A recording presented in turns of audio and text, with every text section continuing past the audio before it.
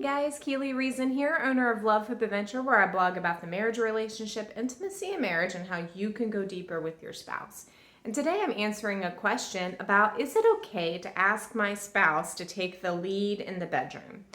And a reader was asking me, is it okay for me to ask my wife to be in charge, be in control? Is that somehow, wrong? Or is it undermining my authority? Is this selfish? Like, what is it? Is it okay? And here's my response to that. When you are in a committed marriage with your spouse, the things that you're doing with each other, as long as it's driving intimacy in the marriage, intimacy in the relationship, and it's not having you go outside of that marriage, outside of your relationship, then that is God honoring. It's you and your spouse spending time together, physically and sexually pleasing one another and being intimate. Now the question is, is it okay? Is it okay for me to ask my spouse to be in charge? Absolutely. You can say to your spouse, especially if you're the one who initiates in general, or maybe you're the one who generally takes the lead in the bedroom, to say, hey, is there any way you could take the lead tonight? Is there any way that you could be the one to decide what positions we're going to do, what foreplay we're going to do, and let me sit back and just enjoy instead of being the one to make the decisions? That's okay. That's not really being selfish. It's not selfish to say, can you focus physical pleasure on me? Now, what is selfish is if that's every single time you have sex. If every time you have sex, you're like, physically please me, do all this for me, nothing for you, but everything for me, and not putting your spouse in front of you at any point. That would be selfish. But to say, hey, I'd really love it if you spoil me tonight by doing things, taking the lead, sexually pleasing me, doing the things I like, the things that we do a lot. Now, I'm going to be honest with you. If you are someone who is typically the one that's like steering the ship in the bedroom, and then you put it on your spouse to do that, it may be very difficult for them. They may kind of be like, oh my gosh, I don't know what you expect. I don't know what you want out of me. They may freeze up, and then it may not go very well. So my response to that is, for the person who doesn't typically take control or take the lead, bedroom games can be very helpful for them because it's very simple. And I create them in my shop. I'll put a link here in the video. You just take the card and it says, all right, kiss your spouse's mouth. And you're like, okay, I'm going to kiss my spouse for 30 seconds. Pick up the next one. All right, play with your spouse's nipples for 25 seconds. Okay, I know what to do now.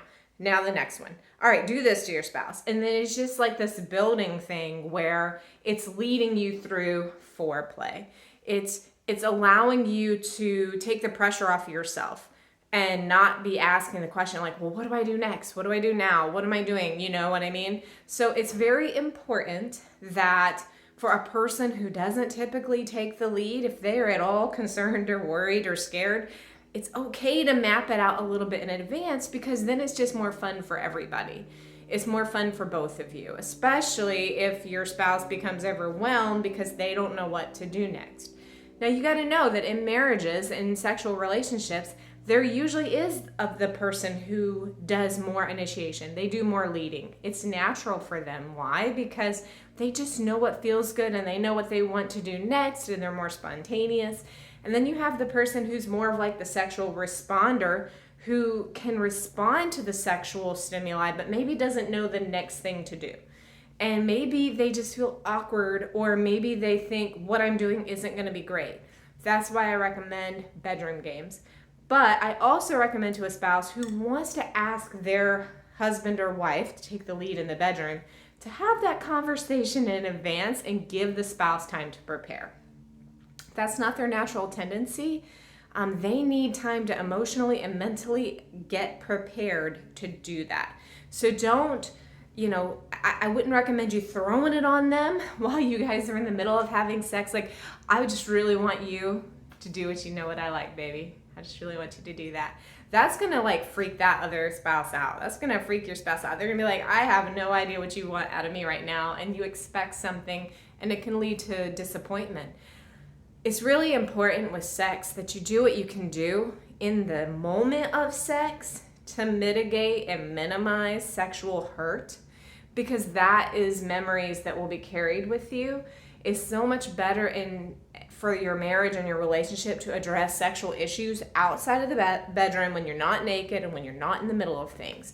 Just do what you can to just, try and keep that pressure low during times of intimacy, and then address any problems or issues you're having outside of the bedroom in a non-threatening environment, and give your spouse the time to think through things, prepare, or whatever. So guys, thanks for joining me today. I look forward to chatting with you later. Be sure to check out my shop and all of the sexy bedroom games that we have there. Also sign up for the newsletter and I'll send you a free copy of my Sexy Truth or Dare, my volume 1. I have 5 volumes. So sign up in the link below, lovehoopadventure.com/newsletter. Thanks guys, and I'll talk with you soon.